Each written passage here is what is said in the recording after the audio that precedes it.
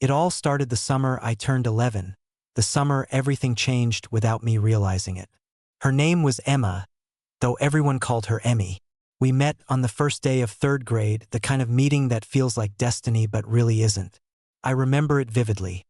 The way she had scraped knees and a crooked smile, the sun bouncing off her hair as if it were a halo. We both reached for the same library book on the shelf, Charlotte's Web, and laughed like it was the most absurd coincidence in the world. That was the beginning. For years, she was everything. My partner in mischief, my confidant, my co-conspirator. We shared secrets that no one else could know. We had a code, scribbled in notebooks, hidden in the hollow of a tree in my backyard. Every summer we'd build forts, explore the woods behind our neighborhood, and make up stories about secret kingdoms. She was my family in every sense that mattered. But there was always something odd about her home life. She lived with her mother in a small, neatly kept house that always smelled faintly of peppermint and old books. Her father wasn't around, she said, and she never mentioned extended family. At first, I thought it was normal. After all, a lot of kids had complicated families. But occasionally, I'd see her mother's eyes flicker with something. Fear, anxiety, even panic, when I came over unannounced. I remember one afternoon when Emmy had invited me for a sleepover, and her mother's hand shook as she handed me a glass of water. She smiled and said, "It's fine, just don't go into the attic."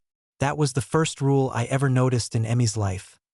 Boundaries that weren't normal, that didn't make sense. But children don't always question boundaries. We just accept them. The day Emmy disappeared was the first time I understood that something in the world could be both invisible and terrifying at the same time. It started like any ordinary summer morning. The sky was the perfect shade of blue. The birds were loud, and the air smelled like freshly cut grass. I biked over to her house, my backpack bouncing against my shoulders, hoping to spend the day exploring the woods behind her street. But when I arrived, something felt off. The front door was locked. Not just locked in the usual way, no, it was bolted and chained from the inside. I knocked, shouted, called her name. Nothing. Hours passed. Her mother never appeared. I went home, thinking she had gone to the store, but the next day the same thing happened. Days turned into a week, and then the calls started. I remember the first time I heard her mother's voice on the phone, though I didn't know it then. It was cold, clipped, rehearsed. "Emma's away," she said, hanging up before I could ask more. That was the summer I learned the word away could carry the weight of fear, betrayal, and confusion all at once. Weeks turned into months. I asked every adult I knew, teachers, neighbors, even random parents at the park. No one had seen her. And my parents? Well, my parents told me to move on. "Sometimes friends move," my mother said. "It's part of life." I knew it wasn't that simple. Over the years, I tried to piece together what happened. I clung to fragments. A photograph of us at her birthday party, a note she had written me in third grade that simply said, "I hope we stay best friends forever," a scribbled message hidden in the hollow of our secret tree fort. "If I ever disappear, don't forget me." I kept hoping it was temporary, that she would return. But deep down, I knew my parents were hiding something. Every time I asked, they deflected, dismissed, or became visibly uncomfortable. By the time I turned 18, I had begun digging. I didn't know where to start, so I began with the simplest tool: the internet. Social media searches turned up nothing. Her name appeared in old photos tagged by childhood friends, but there were no recent updates. Not even a graduation picture from high school. It was as if she had never existed after that summer. I began asking around. My old neighbors, the parents of her friends, her teachers. Everyone remembered her from school, but no one knew where she had gone. Patterns started emerging. She hadn't just left town. Someone had forced her to. Someone who had control over her life. And then the emails arrived. I was 22 at the time, living in my small apartment and trying to make sense of the gap in my past. A random message came into my inbox. Subject line: "Do you know Emma?" First, I thought it was spam, but I opened it anyway. It was a stranger. A woman who claimed she had been a friend of Emmy's mother before she moved away. Her tone was urgent, almost desperate. "She never should have left," the email read. "Your parents, they made her leave town. They paid for it. They convinced her mother it was for her safety. But it wasn't. They were afraid of her. Afraid of the bond she had with you. They didn't want anyone else influencing her. And the worst part? She's still out there, and she thinks you abandoned her." I didn't sleep that night. I didn't eat. I just read the email over and over, each word sinking in like lead in my chest. My parents, my loving, normal, perfect parents, had orchestrated her disappearance. My best friend, my sister in spirit, gone because of them. The email contained attachments, scanned documents, letters, and photographs. Legal papers showing the mother being coerced into moving Emmy away. Photos of Emmy at a new school, looking over her shoulder, eyes wide, terrified. And then a note in her handwriting, folded into one of the scanned envelopes. "I don't understand. I didn't do anything wrong. Why can't I be with her?" I dropped my phone. My apartment was silent except for my own ragged breathing. I realized, then, that the person I had trusted the most, my own parents, had betrayed me in the most personal, unimaginable way. They had stolen my childhood best friend from me, forced her to leave town, and made me believe it was normal, that she had left by choice.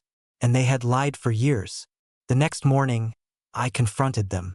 I asked, calmly at first, then with increasing desperation, "Why? Why did you make her leave? Why didn't you tell me?" My mother's eyes flickered. My father looked down at the floor. They stammered, avoided my gaze, said things like, "We were protecting you. It was complicated. You wouldn't understand." But I did understand. I understood betrayal, manipulation, and the unbearable pain of losing someone because of someone else's fear. That was the start of my journey to find her, to uncover the truth behind the summer that stole my best friend, to face the people who had lied to me my entire life. I had no idea what I would find. I didn't know if she was alive, if she even remembered me. I only knew one thing. I couldn't rest until I did. And if you've ever lost someone you loved because of secrets, lies, or fear, make sure you hit that subscribe button. Because this story isn't just about me. It's about the truth hiding behind every childhood memory and the people we trust the most. The weeks that followed were a blur of obsession, fear, and desperate hope. I couldn't stop thinking about Emmy. Every corner of my life reminded me of her. The old swings set in the park, the hollowed tree where we hid our secrets, even the smell of peppermint that always clung to her hair. I realized I had been walking around with a shadow of her absence for more than a decade. I started with the most obvious thing, social media. First, it was fruitless. She had no recent accounts, no tagged photos, no friends I recognized. It was as if she had been scrubbed from the internet entirely. I tried reverse image searches using our childhood photos, hoping anything would come up. Then I found a clue. A small, outdated forum post, 3 years old, mentioning someone who matched her description moving to a town a few states over. It wasn't much, but it was enough to give me direction. I booked a trip. Alone, I drove across state lines, heart hammering against my ribs. I had no guarantee she would be there. I didn't even know if she would recognize me. But I had to try. When I arrived, the town was quiet, the streets familiar in a way that suggested it had been preserved in time, yet alien to me because it wasn't where we had grown up. I walked into the local library, hoping for old yearbooks or community notices, and that's when I saw her, or rather, a girl who looked exactly like I remembered Emmy, slightly older, cautious, and carrying herself with a careful wariness. I approached her slowly, my voice trembling. "Emmy," she froze. Her eyes widened, recognition flickering, then retreating like a deer sensing a predator. "Do I know you?" It's me. From back home. We were best friends. I've been looking for you." For a moment, she didn't move. Then, cautiously, she took a step closer. And then, as if the dam finally broke, she ran into my arms. The tears came, unrestrained, for both of us. She smelled like the memory I had carried with me for years. That same faint peppermint, mixed with the faint perfume of adulthood. and I realized I hadn't stopped missing her even for a second. As we sat on the steps of her small apartment, she told me everything. Her mother had been coerced into moving them. My parents had argued heatedly on phone calls I had never known about. They claimed it was for my safety, but in reality, they were terrified of what our bond meant. My mother, in particular, seemed to see our friendship as a threat. It wasn't enough for her that I had a friend. She couldn't tolerate anyone else being as important to me as she was. They told my mom it was temporary, Emmy said, her voice tight with remembered fear. They said I'd come back after a year. But there was always an excuse: school, work, family obligations. They made it seem like I'd choose to stay away, and my mom. She gave in. I thought I was doing it to protect you. The more she spoke, the more my chest tightened. I had lived my whole life believing my parents were protectors, guardians, the people who had my back no matter what. And yet, they had stolen from me my childhood, my memories, my best friend. The weeks after reconnecting with Emmy were both exhilarating and exhausting. We had reclaimed our friendship, but the shadows of the past lingered. Each phone call, each conversation, each memory dredged up reminders of the years we had lost. I realized that the story wasn't just about our reunion. It was about facing the people who had stolen part of our lives. We decided to return to our hometown together. Walking the streets where we had once played, laughing at old pranks, and visiting our childhood haunts was cathartic but also unsettling. Everywhere I looked, I saw reminders of how meticulously our childhoods had been controlled. It wasn't just that we had been separated, it was the intent behind it. My parents had carefully orchestrated her removal, manipulating my mother, Emmy's mother, and even local authorities to make sure no one interfered. We found our old tree fort, the one we had spent hours decorating and hiding our treasures in. Sitting inside, surrounded by the carved initials and faded stickers, Emmy and I talked about what we had endured. I still can't believe they did this to us, she said, voice quivering. It's like our entire childhood was stolen. I know, I whispered. And the worst part is, they didn't just separate us. They tried to rewrite our memories, make us believe it was normal, make us feel guilty for missing each other. We spent hours talking, walking through the streets, revisiting childhood haunts, laughing at old jokes, crying at old fears. It was surreal. She hadn't just disappeared from my life. She had been wrenched out of it. And the more we unraveled, the more we realized how deep the manipulation had gone. I confronted my parents, armed with the emails, the documents, and now Emmy's testimony. The conversation was explosive. Why? I demanded. Why would you do this to me? To her. My mother's face turned red, then pale. It was for your own good. You don't understand. Things were complicated. Complicated, I echoed. You stole my best friend. You forced a child to leave town because of your fears. Complicated doesn't even begin to cover it. My father remained silent, eyes downcast. For once, there were no excuses, no calm rationalizations. The damage was undeniable. After that confrontation, I realized something fundamental. The past could not be undone. My parents' betrayal had shaped my life, but it didn't have to define my future. Emmy and I could reclaim what we had lost, even if it wasn't perfect. Over the next few months, we rebuilt our friendship. Slowly, carefully. Trust had to be earned. Because fear lingered, the memory of forced separation weighing on every conversation. We traveled back to our old hometown together, walking through our childhood streets, opening the tree fort, reminiscing. Every laugh was a small victory. Every shared secret was a reclamation of the years stolen from us. I started documenting everything: emails, photos, and conversations. I knew the story was important, not just for Emmy and me, but for anyone who had ever had a part of their childhood stolen. I posted carefully online, anonymously at first, sharing our journey, our rediscovery, our anger, our healing. The response was overwhelming. People connected to the story, leaving comments of their own experiences with stolen friendships, manipulated childhoods, and family betrayals.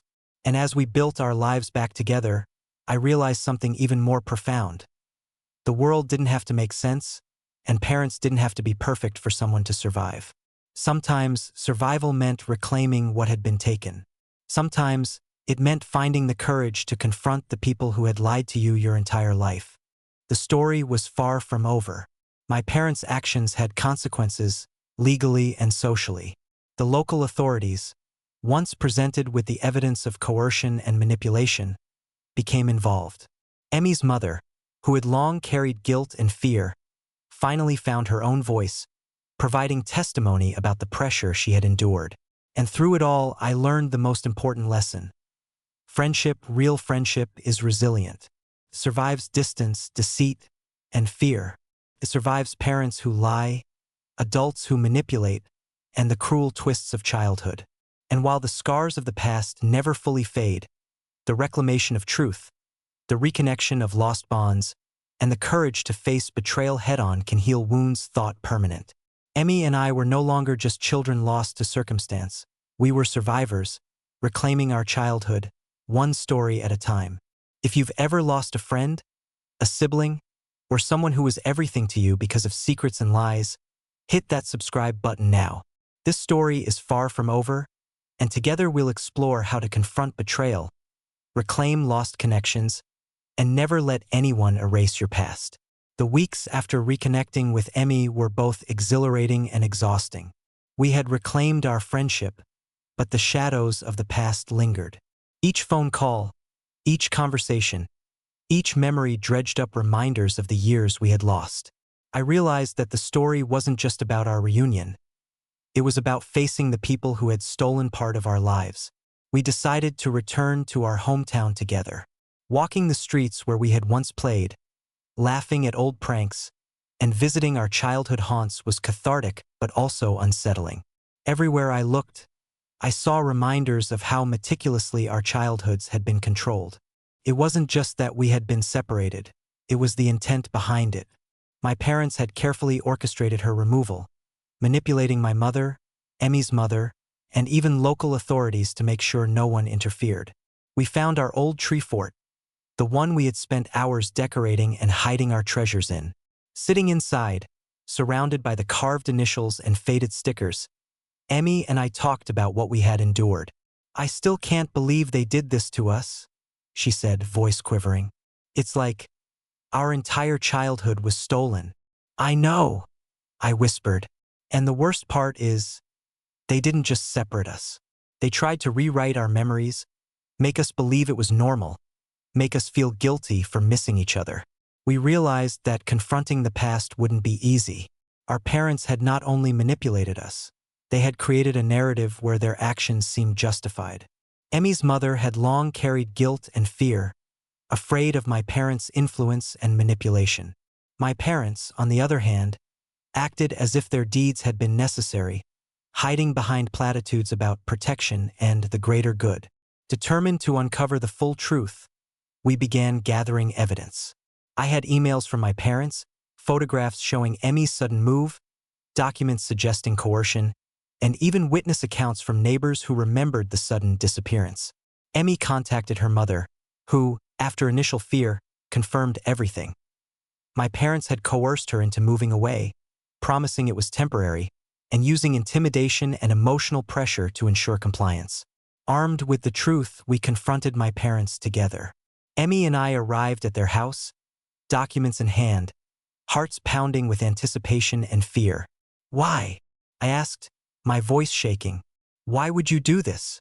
Why would you separate me from the person who meant more to me than anyone?" My mother's face turned pale. I thought it was best for you. Best for me." I skjuthet, anger boiling over.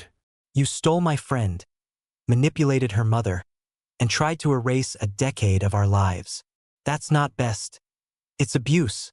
Emmy stepped forward, voice steady but cold. "You forced me to leave town. You told my mom it was for safety, but it was to control your child. And you lied for years about why I was gone. You didn't protect me, you didn't protect her. You protected your image." My father tried to interject, but I held up a hand. No. "You need to hear this. This isn't about excuses anymore. This is about consequences. You can't undo what you did, but we can decide how we move forward, and it won't be on your terms. For hours we spoke. Accusations, defenses, confessions, denials. By the end of the conversation, I realized something crucial. My parents had spent years controlling the narrative, but they no longer controlled us. Emmy and I were reclaiming it. The next step was healing. We decided to document everything publicly, not for revenge, but to shed light on what had happened. We anonymized the details and posted our story online, explaining how a friendship had been stolen, how parents had manipulated circumstances, and how we had fought to reclaim our lives. The response was immediate and overwhelming. People shared similar experiences, expressed empathy, and offered advice for rebuilding trust and repairing fractured relationships. We also started therapy together, addressing the trauma and manipulation we had endured. Emmy struggled with guilt, carrying the weight of believing she had abandoned me, while I struggled with anger and resentment toward my parents. Through counseling, we learned to separate the past from our present, understanding that we were no longer victims, we were survivors. Our relationship grew stronger than ever. Every small victory felt monumental. Laughing without fear, sharing secrets without hesitation, planning trips together, and celebrating milestones that had once felt out of reach. Emmy became not just my best friend, but a sister in every sense that mattered.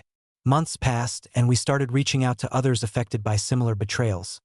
Friends whose families had interfered in relationships, children separated from siblings or peers, people manipulated into thinking loss was normal. We realized our story had value beyond our own healing. It was a testament to resilience, courage, and the unbreakable power of true friendship. The final confrontation with my parents didn't erase the past, but it established boundaries. We limited contact, demanded transparency, and made it clear that their manipulation would no longer define our lives. It was a difficult process, but necessary for our long-term well-being. One afternoon, as Emmy and I walked through the old park one last time before returning to our city, I paused and looked at her. "We did it," I said softly. "We reclaimed what they took from us." She smiled, a mixture of relief and pride in her eyes. "Yeah, and nothing can take it away from us now." That night, I sat alone in my room, reflecting on the journey. From childhood betrayal to rediscovery, from fear to courage, from manipulation to truth, it had been an odyssey. I realized that while my parents had tried to control my life, they hadn't controlled my spirit. Emmy and I had reclaimed it together. And so, our story continues, not as victims, not as children, but as survivors.